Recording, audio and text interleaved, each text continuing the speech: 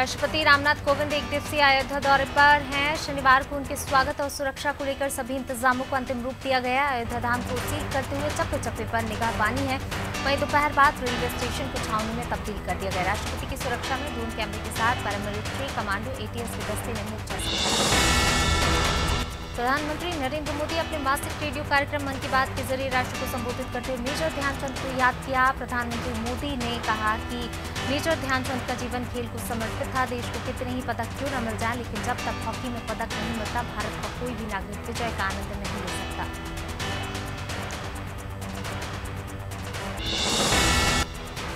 केंद्रीय खेल मंत्री अनुराग ठाकुर ने रविवार को fit India mobile app launch किया। फिट इंडिया मुहिम के 2 साल पूरे होने पर मेजर ध्यानचंद नेशनल स्टेडियम में इस कार्यक्रम का आयोजन हुआ।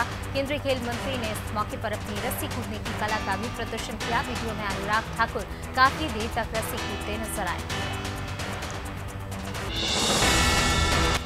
बिहार की राजनीति में लालू यादव परिवार का घमासान थमता नहीं दिख रहा। राजद का संकट अभी बना हुआ है। पिता से मुलाकात के बाद तेज प्रताप यादव का रुख थोड़ा बदला तो दिख रहा है, लेकिन जगदानंद सिंह के सामने झुकने के लिए वे अभी भी तैयार नहीं है। इसका पता तब चला जब वे पटना स्थित प्रोजेक्ट के प्रदेश कार्यालय पहुंचे।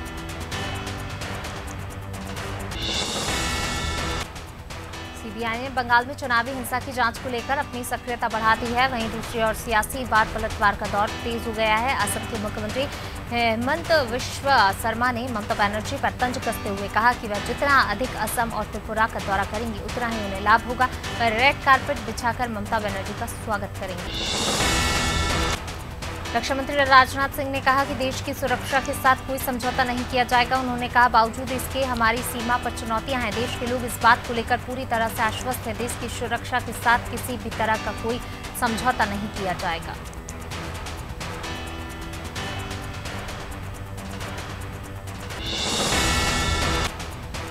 प्रधानमंत्री मोदी ने कहा, मेजर ध्यानचंद की आत्मा जहां भी होगी प्रसन्न होगी, क्योंकि दुनिया में भारत के हॉकी डंका ध्यानचंद की हॉकी स्टिक से बजा था। और एक बार फिर भारतीय हॉकी खिलाड़ियों ने 41 साल बाद हॉकी में देश का नाम ऊंचा किया। इस बार ओलंपिक में हॉकी का पदक 4 दशक के बाद मिला।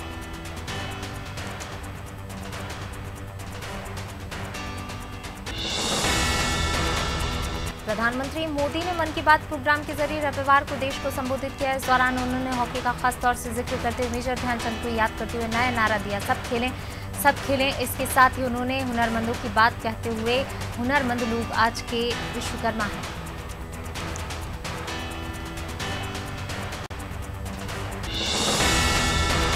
किसान नेता राकेश टिकैत ने हरियाणा में किसानों पर पुलिस की ओर से किए गए लाठीचार्ज पर गहरा आक्रोश जताया। हरियाणा पुलिस की ओर से किसानों पर किए गए लाठीचार्ज से वो इतने खफा हुए, उन्होंने मुख्यमंत्री खट्टर की तुलना अंग्रेज जनरल डायर से कर दी।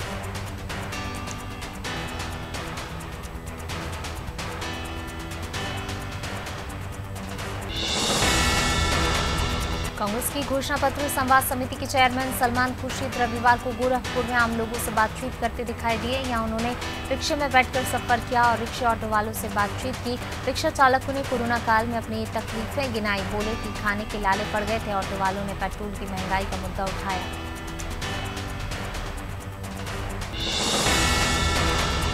गुजरात के डिप्टी सीएम नितिन पटेल के एक विवादित बयान दिया है। नितिन पटेल ने कहा कि देश में संविधान, धर्मनिरपेक्षता, कानून की बात तब तक चलेगी जब तक कि हिंदू बहुसंख्यक हैं।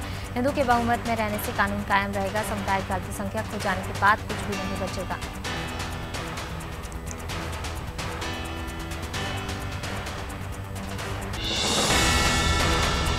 चिकित्सा शिक्षा मंत्री विश्वास सारंग ने बाल कांग्रेस के गठन को लेकर कांग्रेस पर तंज कसा। विश्वास सारंग ने कहा, कांग्रेस में अब बच्चों की फौज शामिल होगी और कांग्रेस बच्चों को इकट्ठा करके राजनीति करेगी। नहीं, पाकिस्तान के नारों को लेकर उन्होंने कहा, ऐसे लोगों पर सख्त कार्रवाई की जाएगी।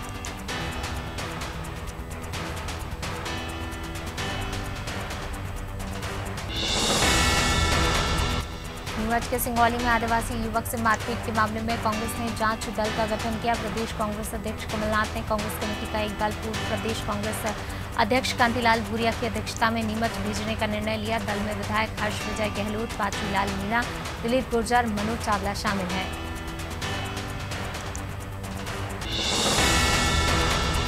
एमपी में ऑपरेशन मुस्कान में भोपाल नंबर 1 बन गया है। भोपाल पुलिस ने लापता 118 बच्चों को ढूंढने का काम किया।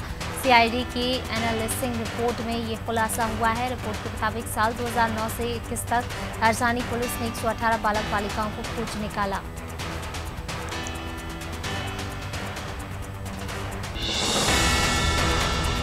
नीमच में मॉब लिंचिंग की घटना के बाद बीजेपी प्रदेश अध्यक्ष वीडी शर्मा ने कहा, जिस प्रकार की घटना हुई है वो दर्दनाक है। अपराधी और इस तरह के कृत्य करने वालों को नहीं छोड़ा जाएगा।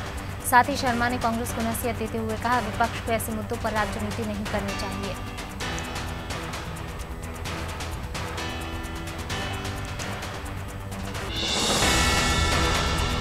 प्रदेश के चिकित्सा शिक्षा मंत्री विश्वास सारंग ने कांग्रेस पर निशाना साधा तो कांग्रेस ने भी पलटवार किया।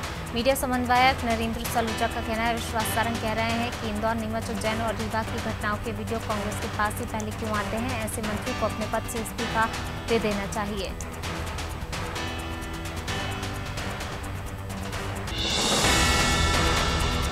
प्रधानमंत्री स्वनिधि योजना के अंतर्गत मुख्यमंत्री शिवराज सिंह चौहान ने बालाघाट में आयोजित कार्यक्रम में हितग्राहियों से संवाद करते हुए राशि का वितरण किया। बुधनी के खिलौना व्यापारी राजेश गढ़ेवाल ने सीएम से वर्चुअली संवाद किया।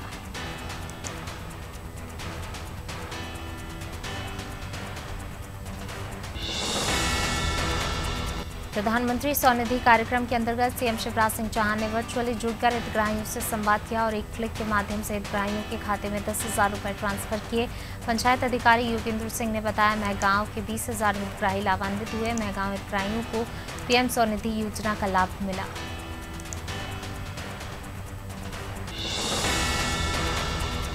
नौगांव नगर पालिका के टाउन हाउस में प्रधानमंत्री स्वनिधि योजना के तहत लाभार्थियों के लिए ऋण वितरण कार्यक्रम आयोजित किया गया, जिसमें शहरी क्षेत्र में मुख्यमंत्री शिवराज सिंह चौहान द्वारा 50,000 हितग्राहियों को ब्याज मुक्त ऋण और 20,000 के स्वनिधि वितरण का शुभारंभ किया।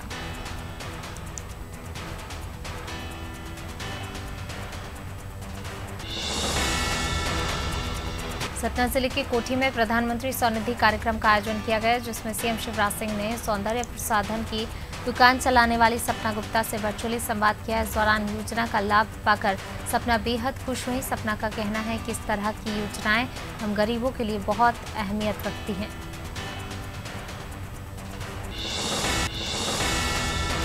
सेमरी में अघोषित बिजली कटौती के विरोध में स्थानीय कांग्रेस कार्यकर्ताओं ने स्थानीय बिजली विभाग के कार्यालय पर एकीकृत होकर सोहागपुर एई को ज्ञापन सौंपा और तत्काल अघोषित बिजली कटौती बंद करने की मांग की।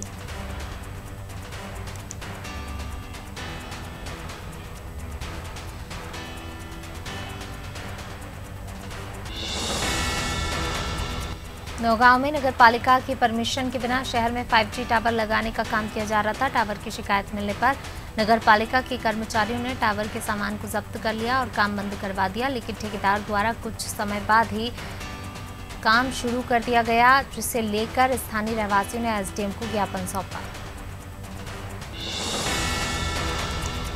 राजधानी भोपाल में क्राइम ब्रांच और बागसेवनिया थाना पुलिस ने नकबजन ग्रुप पर बड़ी कार्रवाई करते हुए 2 आरोपियों को गिरफ्तार किया, जिनके कब्जे से सोने चांदी के जेवरात समेत नकदी और एक रिवॉल्वर बरामद की गई। बता दें, बीते दिनों बागसेवनिया इलाके में एक सूने मकान में चोरों ने धावा बोलकर लाखों का सामान चोरी कर ले गए।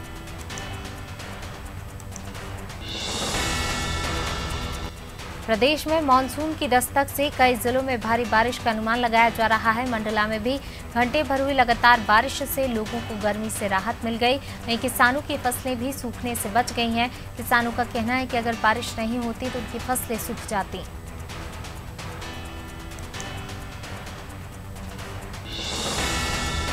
सागर के पथरिया जाट के ग्रामीणों ने पानी की समस्या को लेकर गांव के तिराहे पर प्रदर्शन किया। ग्रामीणों का आरोप है कि परिवहन मंत्री गोविंद सिंह राजपूत ने नल जल योजना की लाइन का खेत में कनेक्शन करवा दिया, जिसकी वजह से पेयजल की समस्या ठप पड़ गई थी। हालांकि मौके पर पहुंचे विधायक प्रदीप लावारिया ने खेत से कनेक्शन कटवा दिया।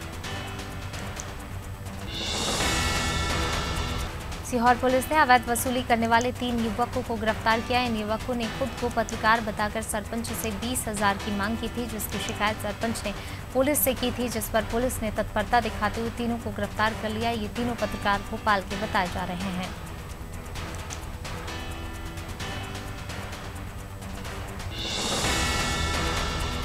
हटा में सर्व ब्राह्मण समाज द्वारा बैठक का आयोजन किया गया। ये आयोजन ब्राह्मण धर्मशाला में आयोजित किया गया, जिसमें अलग अलग शहरों से आए लोगों ने अपने विचार रखे और आगामी दिनों में होने वाले प्रदेश स्तरीय सम्मेलन का आयोजन किया जाना है, जिसमें युवक युवती परिचय सम्मेलन भी किया जाएगा।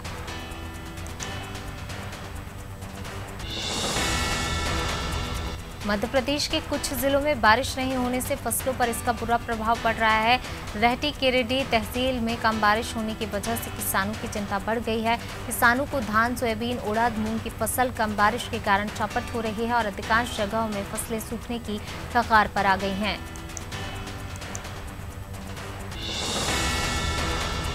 बिजली कटौती को लेकर परेशान किसानों ने बिजली विभाग के ऑफिस का घेराव किया। सैकड़ों की संख्या में किसान धरने पर बैठ गए, जहां भारी संख्या में पुलिस बल तैनात रहा। कई घंटों तक किसान गेट के बाहर खड़े होकर नारेबाजी करते रहे, जिसके बाद पुलिस ने किसानों को कर्मचारियों से मिलवाया।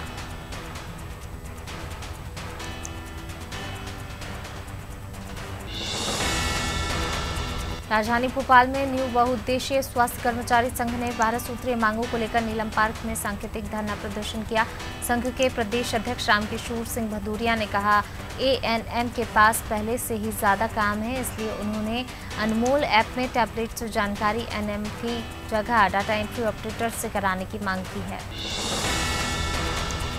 दतिया पहुंचे प्रदेश के गृह मंत्री डॉक्टर नरोत्तम मिश्रा ने नवीन ऑक्सीजन प्लांट का लोकार्पण किया। इस दौरान गृह मंत्री डॉक्टर मिश्रा ने जिला चिकित्सालय के सामने सीटी स्कैन और एमआरआई का केंद्र का भी उद्घाटन किया। साथ ही गृह मंत्री ने लोगों को शरीर के स्वस्थ रखने के टिप्स भी दिए।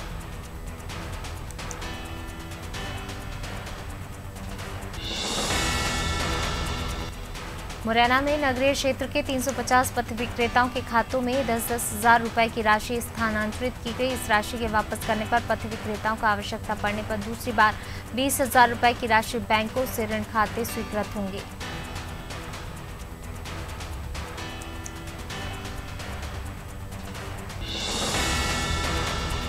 शहडोल के सुहागपुर में बच्चों को ट्यूशन पढ़ाने वाले नशीली दवाओं का तस्कर निकले।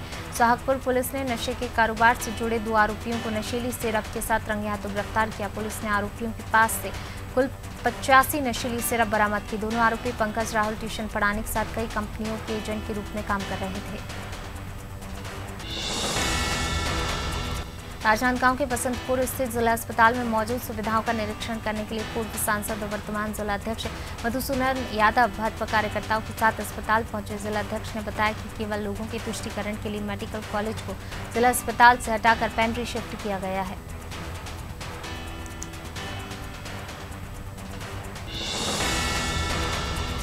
रायगढ़ जिले के पुसौर थाना क्षेत्र के लोहर सिंह के ढाबे के पास अज्ञात वाहन ने कार को टक्कर मार दी, जिसमें कार सवार युवक की मौके पर ही मौत हो गई और कार में बैठा एक और अन्य आरोपी गंभीर रूप से घायल हो गया, जिसे इलाज के लिए अस्पताल में भर्ती कराया।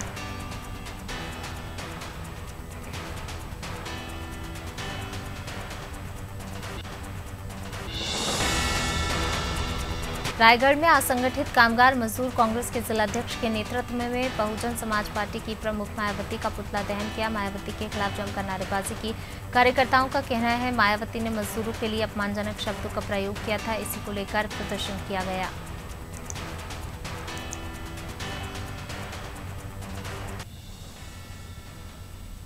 नवागढ़ के जैजपुर में हुई चोरी की घटना का पुलिस ने खुलासा कर दिया है। पुलिस ने बताया चोरों ने मनहरन सुनवानी के सूने घर का ताला तोड़कर चोरी की घटना को अंजाम दिया। फिलहाल पुलिस ने अब्दुल खान और बुद्धराम चंद्रा को गिरफ्तार कर उनके कब्जे से चोरी किए हुए गहने बरामद किए।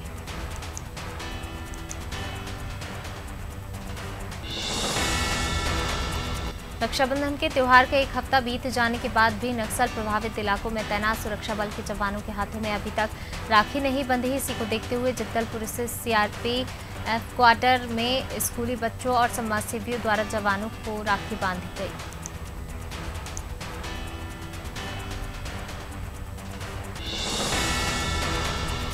कोरिया बचाओ मंच द्वारा बैकुंठपुर में मशाल यात्रा निकाली गई, जिसमें भारी संख्या में लोग मौजूद रहे। कोरिया बचाओ मंच के लोग मनेन्द्रगढ़ को जिला बनाने की मांग कर रहे हैं और मांग पूरी न होने तक आंदोलन करने की चेतावनी भी दे रहे हैं।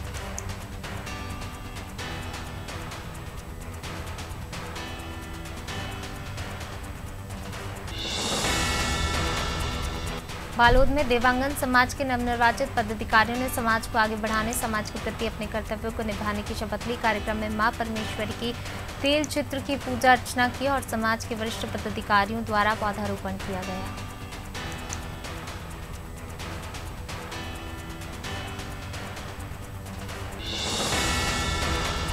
उत्तर प्रदेश के इटावा में बारिश के बाद मेनपुरी अंडरपास में पानी भर चुका है। पूरी की पूरी सड़क तालाब बन चुकी है। रविवार को एक गर्भवती महिला को अस्पताल ले जा रही एम्बुलेंस पानी के बीच में जा फंसी। काफी समय तक प्रसूता और परिवार वाले परेशान होते रहे। आनन फानन में नगर पालिका की टीम ने जेसीबी से खींचकर एम्बुलेंस को बाहर निकाला।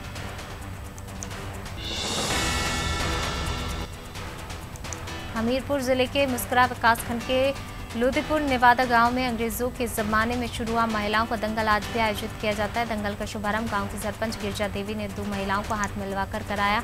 अखाड़े में महिलाओं की 44 कुश्तियां कराई गईं।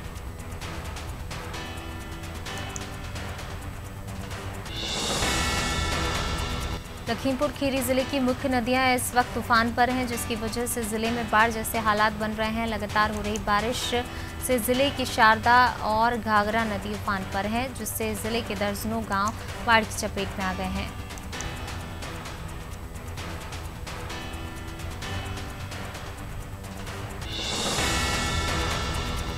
टीवी के शो साथ निभाना साथिया की संस्कारी गोपी बहू देवुलीना भट्टाचार्य अक्सर अपने बोल्ड अंदाज से खबरों में छाई रहती हैं। देवुलीना कभी बिकिनी में हॉट मूव्स दिखाती हैं तो कभी कातिल लुक से फैंस को घायल करती हैं। गोपी बहू ने अपने देवर जी के साथ एक रोमांटिक वीडियो शेयर किया है। शनिवार को एनसीबी ने बॉलीवुड एक्टर और बिग बॉस कंटेस्टेंट रह चुके अरमान कोहली के जूहू स्थित घर पर रेड मारी। रविवार को सुबह अरमान को गिरफ्तार कर लिया गया। एनसीबी के छापे में उनके मुंबई हाउस में कोकीन पाया। 17 फिल्मों में काम कर चुके अरमान पिछले कुछ समय से शोबिज़ से गायब हैं।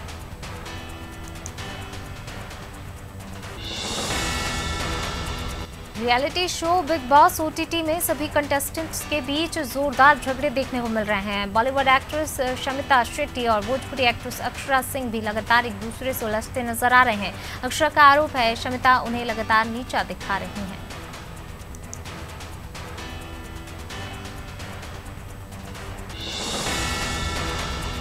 सुशांत सिंह राजपूत की मौत के बाद से ही रिया चक्रवर्ती और उनके भाई शौविक चक्रवर्ती विवादों से घिरे हुए हैं। ड्रग्स केस में नाम आने के बाद शौविक को कई दिनों तक पुलिस की हिरासत में रहना पड़ा था, जो अब बाहर आ चुके हैं। आज शौविक पूरे 25 साल के हो चुके हैं। इस मौके पर रिया ने उनके साथ तस्वीरें शेयर करते हुए जन्मदिन की बधाई दी। आगरा शहर की रहने वाली हिमानी बुंदेला कौन बनेगा करोड़पति 13 की पहली करोड़पति बनी है। 25 वर्षीय हिमानी एक प्राथमिक विद्यालय की शिक्षिका हैं, जो बच्चों को एक स्पेशल लर्निंग एक्सपीरियंस के माध्यम से मानसिक गणित सिखाने के लिए प्रेरणा लेती हैं और इसे मैथ्स मैजिक कहती हैं। फिलहाल हिमानी ने 1 करोड़ रुपए जीत लिए हैं। अगले साल के पहले हाफ तक कंगना रनौत की 2 back to back action genre की फिल्म रिलीज होने के लिए तैयार है। धाकड़ की शूटिंग जहां वो पूरी कर चुके हैं, तो वहीं तेजस की शूटिंग इन दिनों जारी है। साथ ही 10 सितंबर को उनकी जयललिता पर आधारित बायोपिक फिल्म थलाई भी रिलीज हो रही है। टोक्यो पैरालंपिक में रविवार का दिन भारत के लिए बेहतरीन साबित हुआ। भाविना बेन पटेल ने वुमेन्स टेबल टेनिस की क्लास 4 कैटेगरी में सिल्वर जीता। इसके बाद मेंस T47 हाई जंप में निशात कुमार ने 2.6 मीटर की जंप के साथ एक और सिल्वर भारत के नाम कर दिया। इस इवेंट में भारत की एक अन्य एथलीट रामपाल 5वें स्थान पर रहे।